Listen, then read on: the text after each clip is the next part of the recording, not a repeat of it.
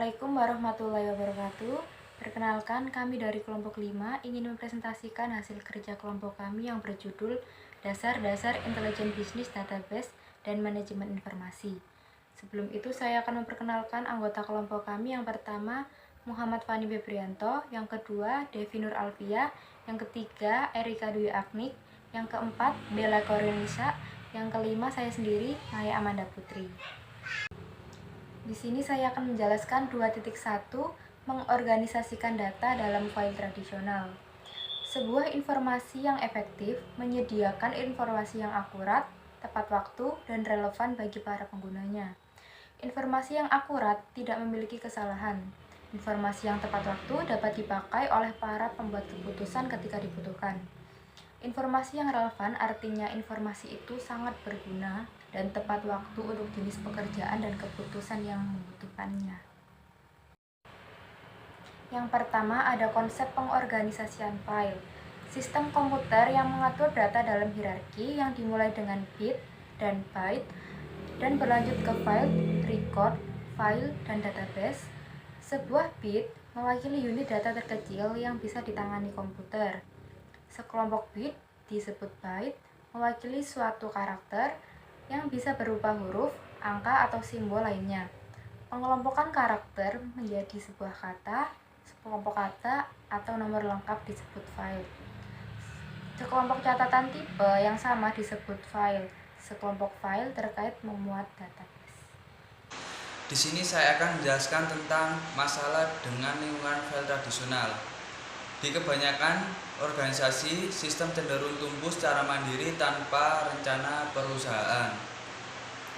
Akuntansi, keuangan, manufaktur, sumber daya manusia, dan penjualan serta pemasaran semuanya mengembangkan sistem dan file data mereka sendiri. Setiap aplikasi tentu saja membutuhkan file sendiri dan program komputernya sendiri untuk beroperasi. Masalah yang timbul adalah redundansi data dan inkonsistensi, ketergantungan program data, tidak fleksibel, keamanan data yang buruk, dan ketidakmampuan untuk berbagi data antar aplikasi. Yang pertama, redundansi data dan inkonsistensi. Yang kedua, ketergantungan program data. Yang ketiga, kurangnya fleksibilitas. Yang keempat, keamanan yang buruk. Dan yang terakhir, kurangnya berbagi dan ketersediaan data. Selanjutnya, ada pendekatan database untuk manajemen data. Teknologi database mengurangi banyak masalah organisasi file tradisional. Definisi database yang lebih singkat adalah kumpulan data yang disusun untuk melayani banyak aplikasi secara efisien dengan memusatkan data dan mengembalikan data yang banyak. Pendekatan database untuk manajemen data yang pertama yaitu sistem manajemen basis data. Sistem manajemen basis data atau Database Management System atau DBMS adalah perangkat lunak yang memudahkan organisasi untuk memusatkan data, mengelola data secara efisien, dan menyediakan akses data bagi pemrogram aplikasi. DBMS bertindak sebagai antarmuka antara program aplikasi dan file data fisik. Perangkat lunak manajemen basis data membuat database fisik tersedia untuk berbagai pandangan logis yang dibutuhkan oleh pengguna, misalnya untuk database sumber daya manusia. Yang kedua, ada kemampuan sistem manajemen database. DBMS mencakup kemampuan dan alat untuk mengatur, mengelola, dan mengakses data dalam database.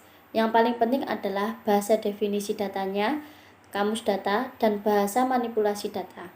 DBMS memiliki kemampuan definisi data untuk menentukan struktur isi database. Kamus data adalah file otomatis atau manual yang menyimpan definisi elemen data dan karakteristiknya. Permintaan dan pelaporan DBMS mencakup alat untuk mengakses dan memanipulasi informasi di database. Bahasa manipulasi data yang paling menonjol saat ini adalah Structured Query Language atau SQL. Bahasa ini berisi perintah-perintah yang memungkinkan pengguna dan pakar pemrograman mengambil data dari basis data untuk memenuhi permintaan informasi dan mengembangkan berbagai aplikasi. Yang ketiga, ada perancangan database. Untuk membuat database, Anda harus memahami hubungan antar data, jenis data yang akan dipelihara dalam database, bagaimana data akan digunakan, dan bagaimana organisasi perlu berubah untuk mengelola data dari perusahaan. Dalam perspektif luas, database membutuhkan desain konseptual dan desain fisik. Perancangan basis data konseptual atau logis adalah model abstrak dari perspektif bisnis, sedangkan perancangan fisik menunjukkan bagaimana database benar-benar diatur pada perangkat penyimpanan akses langsung. Menggunakan basis data untuk meningkatkan kinerja bisnis dan proses pengambilan keputusan. Bisnis menggunakan basis data mereka untuk melacak transaksi dasar seperti membayar pengasok, memproses pesanan, mencatat pelanggan, dan membayar karyawan. Kemampuan ini meliputi data pergudangan, data mining, dan alat untuk mengakses database internal melalui web. Yang pertama, gudang data. Sebuah gudang data adalah database yang menyimpan data terkini dan historis yang potensi bagi pengambil keputusan di seluruh perusahaan, manajemen, dan pengambilan keputusan. Yang kedua yaitu data mart. Data mart adalah subset dari gudang data yang di dalamnya terdapat ringkasan atau porsi data perusahaan yang sangat terfokus ditempatkan dalam basis data terpisah untuk suatu populasi atau pengguna tertentu. Yang ketiga, data mining. Data mining atau penggalian data lebih digerakkan oleh penemuan. Penggalian data menyediakan pengetahuan tentang data perusahaan yang tidak dapat diperoleh dengan olap, dengan cara menemukan pola dan hubungan yang tersembunyi dalam basis data yang besar dan menyimpulkan aturan untuk memprediksi perilaku di masa depan. Yang terakhir yaitu basis data dan web. Basis data merupakan fakta mengenai suatu objek seperti manusia, benda, peristiwa, konsep, keadaan, dan sebagainya yang dapat dicatat dan mempunyai arti secara implisit. Basis data atau database di aplikasi web sama seperti pada pemakaian basis data tersebut di aplikasi desktop. Selanjutnya yaitu mengelola sumber data. Menyiapkan database hanya permulaan untuk memastikan bahwa data untuk bisnis tetap akurat, dapat diandalkan, dan tersedia bagi mereka yang membutuhkannya. Bisnis memerlukan kebijakan dan prosedur khusus untuk pengelolaan data. Ada dua kebijakan. Yang pertama, menentukan kebijakan informasi.